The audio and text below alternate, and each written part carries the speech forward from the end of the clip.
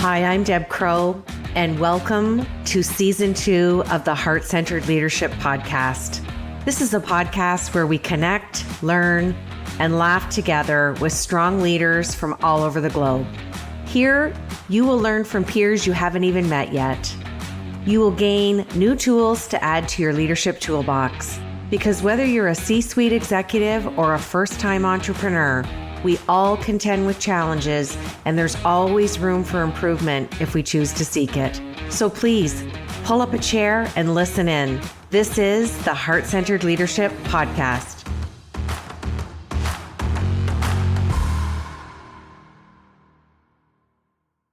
As I record this solo episode, I'm looking out the window of my home office, and my green grass is now covered in snow. And it's snowing.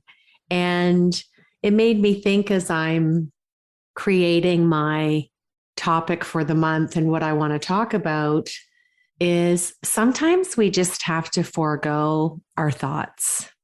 Sometimes we have to just allow an openness. And I've spoke about this a lot this month. It's become a recurring theme with my clients and the organizations that I'm working with. What if I gave you permission to remove the 1,000-pound cloak of obligation that sits on your shoulders? And I asked you to join me in the arena of being yourself, being independent, being strong, and more importantly, to let go of the obligation in your life and be different. Wouldn't it be nice to wake up in the morning and not have to say, I have to do this, I should do this, I must do this? You know, when we look at all the things that we have to do in life, they can certainly take over our thought process, our day, our schedule, so many things. It doesn't give us an opportunity to sit and daydream. We all daydreamed as kids. You know, what if the man up above, whatever that is to you, the universe, whatever that spiritual languaging is in your leadership, what if there's already something set in motion that is grander and bigger and better than you've even imagined in your own thoughts and dreams? We all have the ability to look around in wonder each day, to really be inspired, to ponder, and to be different. And I just want you to sit with that for a minute to think, how are you different? How did you show up this morning before you clicked play on this podcast? Are you listening to this podcast because you want to, not because you have to? Giving yourself the ability to self-audit in all that you are and all that you do. How often do you do that in a day? Think about that for a second. One of the recurring themes that I really saw for March of 2022 was basking and having the pleasure of silence and observing conversations with teams that I'm working with, and in-depth, meaningful conversations with C-suite leaders, and asking them to be different, think different, and have an openness where they can just really tell me how they're feeling about something, that gut instinct, the term Dr. Rod Gutierrez calls intuition management. How do you lead in a noisy environment and a noisy world? How can you keep your thoughts aligned when the world has so much going on? How much of the news do you watch? And after you do watch it, how do you transition and clear your mind to get the clarity and concentration to do the work that you need to do each day? And then on top of that, what do you bring to your heart-centered leadership that's different? And what I mean by different is, how are you incorporating traditional leadership, whatever that means to you, adding in business acumen, adding in your experience, and then allowing yourself to be different? So again, when you allow yourself that release of obligation on how it should be, or I often hear, well, Deb, we've always done it this way. Where's the openness for newness, creativity, innovation, progression? When we open up space and room for opportunity, that's where your influence, you being different, shows up with your level of heart-centered leadership and all of the heart-centered leadership qualities that you have learned and practiced and honed and got better at and shared vulnerability, courageousness, authenticity for the ones that you're still working on to show your team leadership's not a cookie cutter templated approach. There is always room for creativity, empathy, silence, observation. And I think the best element of all, deviation. Deviation allows your thoughts and dreams that are sitting in your heart to be verbalized, an opportunity to come to fruition. And that to me is the perfect equation, to be imperfect and different. So I'm going to ask you, when was the last time you listened to your gut, that intuition management, and deviated in your own unique approach to be heart-centered? And what did you change? What was different for you? I've asked a lot of leaders this month a simple question. What is truly within your culture? Saying something and doing something are two very different behaviors. And you've heard me say this before on the show, and it's always worth repeating. Common sense does not mean it's common practice. Saying you have an open door policy and then being unapproachable, they don't really go together. When you are able to create and foster and mentor a healthy, vital culture, it comes with intention, commitment, and authenticity. So what is your checklist to self-audit your organizational culture?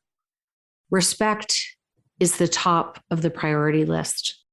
Creating and setting goals with clarity, not obligation. Honoring your organization's goals, mission statement, vision, and constitution. Practicing diversity, equality, and inclusion. There's also always room for fun, humor, and lots of laughter. Being able to be imperfect. Recognizing your staff and allowing room for flexibility. When you look at your heart-centered culture, what are some of the qualities that really make it shine, make it come to life, allow it to be vibrant and open for vulnerability? Heart-centeredness, imperfection, things like presence, communication, creativity, relevance, influence, listening, approachability, honesty, and attitude. When was the last time you really looked at what was in your culture in a self-directed way without obligation? Just think about that for a minute. And when was the last time you had a conversation with someone to see what is really in your culture? One of the conversations that I always enjoy having is when leaders have ad hoc, unplanned meetings. And so many of them have shared with me an unscheduled meeting, a one-off conversation. How about we call it that water cooler talk? Got a minute? And some of the best conversations have come out of those water cooler 1 minute that led to 5 minutes, that led to 30 minutes, deep conversations that weren't even scheduled. So when we do what we're meant to do, which is to really, truly love ourselves, and then we share that inner love with others, that exudes and shows how happy we are. This comes organically to heart-centered leaders. They choose to always have a day planned where they continue to master the art of heart in their leadership. And they do that by being confident in their own self-awareness. We all have the power to lead from our heart. If you look at leadership knowledge, it's a culmination of many things in our lives, our upbringing, our academic experience, our work experience, our community experience, volunteering. We all have many different elements that make up that quotient. So I often say to my leaders, what is in your leadership knowledge quotient? And that is being creative, intellectual, emotional, physical, spiritual. It's a culmination that we all have the power to take our own equation based on some of the elements that I've suggested today. And that good leadership requires many things. And when we share that with others, that's when the magic happens. If we continue on with the theme of the March solo episode here today, I want you to embrace the release of obligation and perhaps the embrace of the pause. Why do people want to pause? Because we all need a break. If we don't schedule the white space to take a break, that's where we land in the land of obligation on what I call an intermittent behavior that's on rinse and repeat. Sometimes these conversations with leaders get deep and emotional. And for all the leaders listening today, I want you to know that I see you, I hear you, and I'm going to validate your exhaustion. It's visceral, and you're not alone. It's being felt across the globe. And I want to share with you kind of 3 points that I feel everyone needs to hear right now. Taking a break is not a weakness. It's a strength. And it's also showing your team that you're able to model self-care, which is one of the qualities that's on my Heart-Centered Leader poster. Sharing your exhaustion is vulnerable. When you can admit to your team that you need a break, break up the work and the task and delegate it. Vulnerability is also where magic happens, because when you can lean on a coworker or someone on your team to say, I'm only at 50%, I need some help, I need a break, that is so important. And the last one is navigating unprecedented times, which we're still in. We've had some gains, we've had some losses, but we're still navigating unprecedented times globally. And then you add in the factor of everything going on with Russia and Ukraine, and it brings it to another level, and it affects everyone around the globe. So leaders are leading organizations and their teams to the best of their ability right now. Leaders are leading whole people. They're not leading titles or statures or roles or responsibilities or job descriptions. Leaders are listening, attentively listening, honing their ability to be better at empathetic accuracy. Leaders are leaning in with empathy more than ever because we've been leaning in for 2 years. And leaders are balancing their leadership with their own personal life to enjoy time with their family, ensure that they're looking after their health, and more importantly, their physical and emotional well-being. So I want you to sit in the observer's chair as we are on the heels of April 2022. And I want you to look through your eyes, interpret your vantage point, think about everything that happens in a day's work for you, your coworkers, your managers, your executive team, and even your C-suite leaders in your business. And you might be pleasantly surprised that your role is one small part of that executive's day. Many things cross that executive's desk. Their inbox is full, and they require a mindset all day long that sometimes does not give them a break or white space.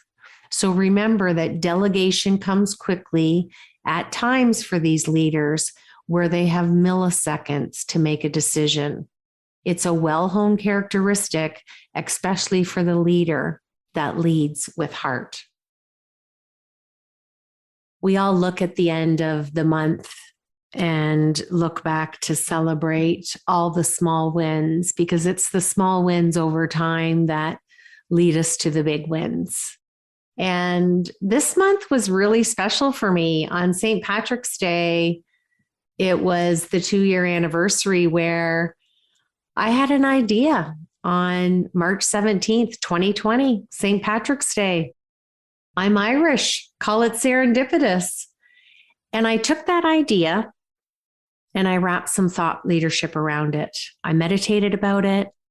I walked. I thought. I rethought. Then I proceeded to dump all of my thoughts onto paper.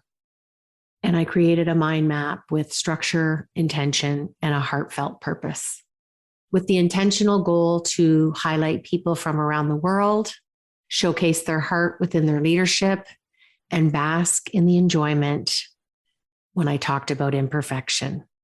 So we are on the heels of the end of season 2 of Imperfect, the Heart-Centered Leadership Podcast.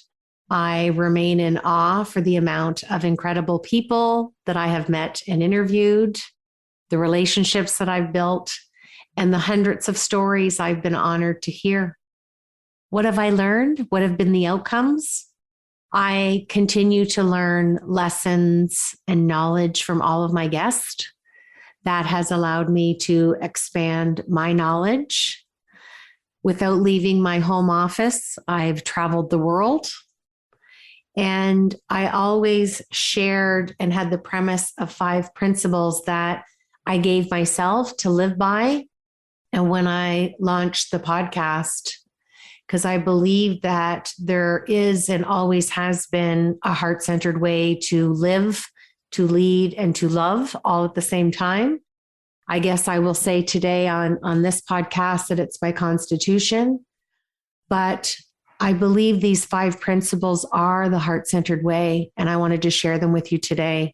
Follow your heart, have passion, do your best, know your truth, and always be in love with the journey. I've continued for almost 2 years to start every podcast with this in my mind and my heart, end every podcast with those principles in my mind and my heart. And I've never looked at the podcast as an obligation. I was always in a self-directed mode when I looked at who wanted to be on the show, working with my team to bring an interesting podcast that you enjoyed listening to. And I hope that each week on Wednesday and Friday that you get a little nugget from the amazing leaders that I have continued to showcase from around the globe. I truly love the quote by Sigmund Freud, where he says, "Out of your vulnerabilities will come your strength." When I spend time looking and reviewing the history of the podcast to date and my love of reading and being an avid reader and really digging into the history of leadership, that quote from Freud really hits me in the heart.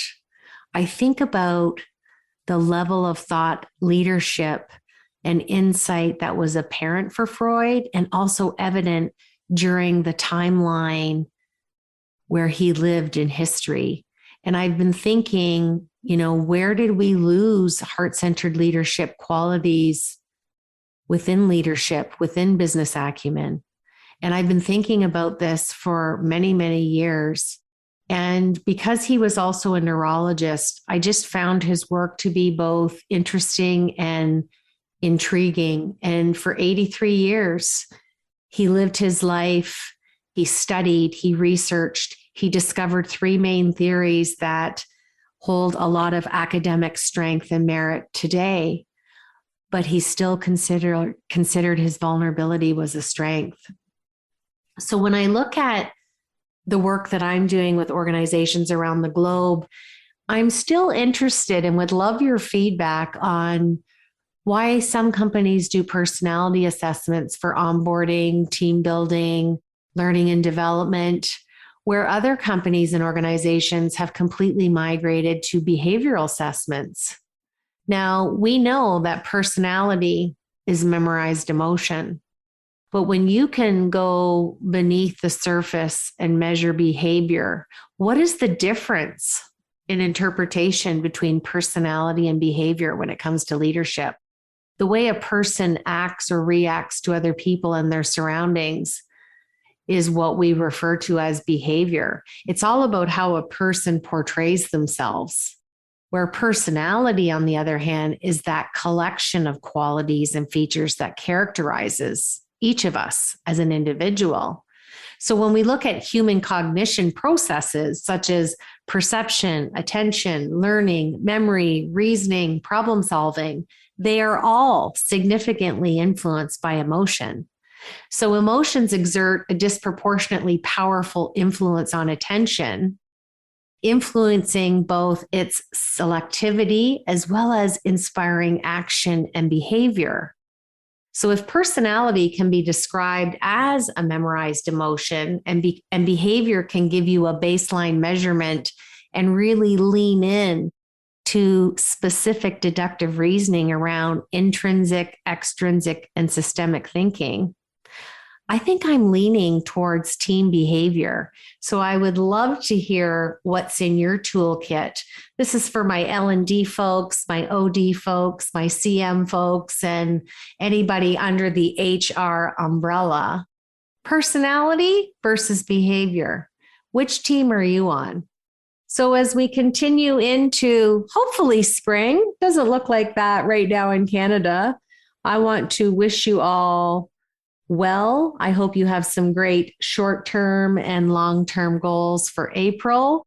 We're going to continue with the podcast for April and May, and then we will go dark in June and return in July for season 3. I can't even believe we're saying that. I feel sitting here today recording this, I remember the day I sat down and did my first interview, and we'll have a surprise coming up with our last interview for the end of May to end the season on a high note for Imperfect, the Heart-Centered Leadership podcast. So thanks for joining me. I hope you've enjoyed this solo episode, I should say. This is what I love about imperfection. I can even get tongue-tied and trip over my own words, and I'm smiling and loving it. So behave what you believe is in your heart. Do it without obligation. What character flaw can you own today with yourself, your family, your friends, your coworkers, your manager, your leader? And what can you incorporate into the next month, April 2022, that will allow you to release obligation and embrace being different? Thanks for joining me. This is Deb Crowe, and I look forward to seeing you at the end of April on Imperfect, the Heart-Centered Leadership podcast. You've been listening to the Heart-Centered Leadership podcast. I'm Deb Crowe. If you like what you heard today, please rate and review the show. And I'd love it if you'd visit my website at debcrowe.com, where you can sign up for my newsletter and get access to the Heart-Centered Leadership Toolkit, all free of charge. Thanks for your time, and we'll see you again.